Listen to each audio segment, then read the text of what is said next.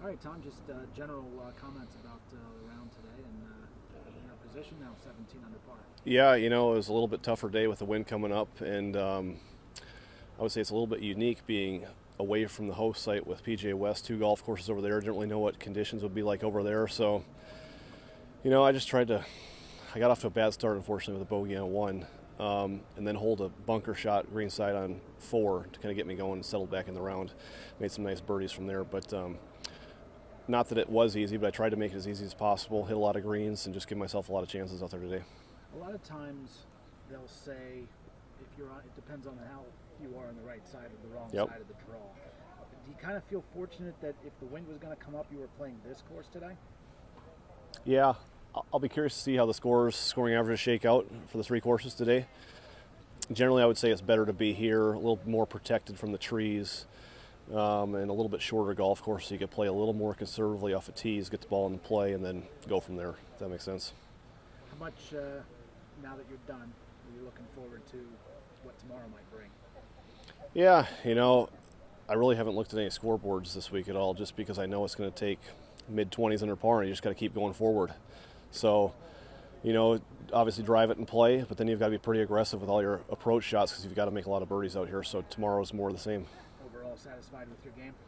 Yeah, very satisfied. I've got a few things putting to clean up yet, but I've given myself a lot of looks, like I said, and that's the biggest thing is I just felt like I kept hitting it to 20, 25 feet today and had a lot of chances. And didn't make those today, but hopefully they'll start going in tomorrow.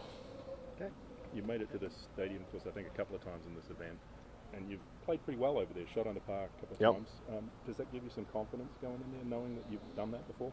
Yeah, we came here in college even, and I played Q school here, so I've got a lot of rounds in the stadium course. I feel more comfortable there, and it beat me up a lot early on in my career, but starting to feel very comfortable over there. And like I said, there's so much going on visually out there, but for me the key is just get it in the fairway, and it plays to my strength of the iron game, and I feel comfortable.